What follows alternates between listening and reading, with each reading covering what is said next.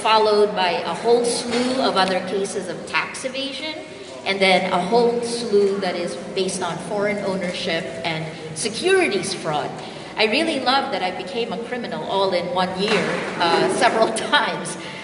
Having said that, I appeal to you, the journalists in this room, the Filipinos who are listening, to protect your rights. We are meant to be a cautionary tale. We are meant to make you afraid, right? So I appeal again. Don't be afraid, because if you don't use your rights, you will lose them.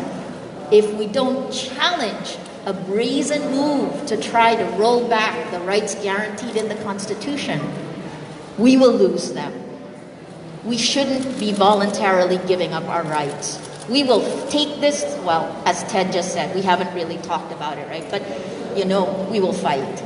So, sa mga Pilipino na nanonood po, hindi lang po to tungkol sa Rappler. Hindi lang po to tungkol sa amin. Tungkol po to sa inyo. Because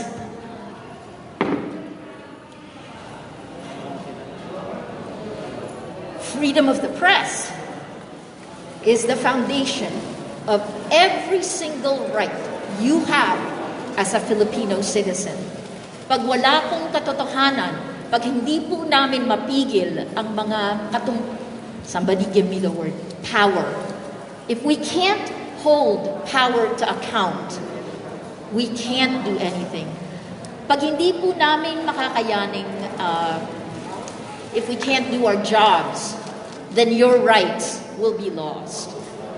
So sana po, tingnan po natin ang mga nangyayari sa kapaligiran natin ngayon, no? Ito pong mga restrictions. COVID-19, tama po yun. Dapat naman po tayo nag-physical distancing. Yung shutdown po ng ABS-CBN, that would have been unthinkable before this time. It has happened. And then an anti-terror bill that will take away, codify, institutionalize these abuses of power. It means that you can be called a terrorist, and without a warrant of arrest, you can be arrested for writing something. Any perceived critic, that you can be kept in jail for up to 24 days. Tingnan naman po natin ang lahat ng nangyayari sa atin, bayan ngayon.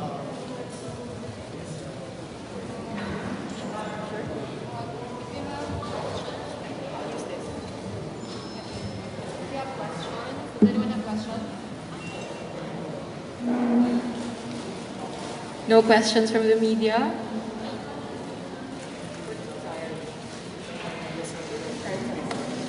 If you no longer have questions, no more ambush interview later, ha? So if you have questions, please ask them now.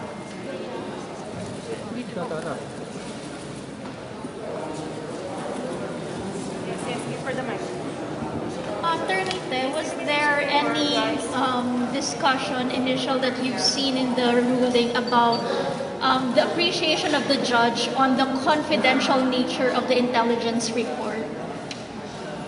I have just really literally scanned, read very quickly. So I didn't notice any, but I cannot be sure.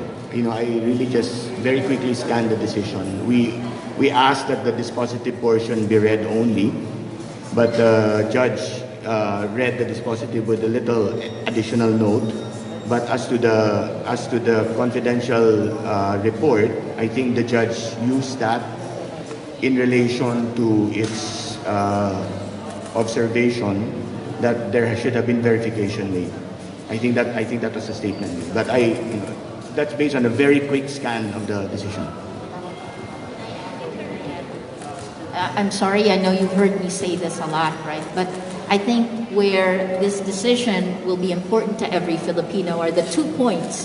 The republication, continuous publication. So pagka po nag-post kayo sa Facebook or nag-post kayo sa Twitter, yung period po ng liability, when the time when you can be sued has been moved from 1 year, which is what libel is, to 12 years. Ika nga yung statute of limitations for the foreign journalists. That's the first. So essentially, because someone in Rappler changed a typo, fixed a misspelling, we are now sentenced to jail.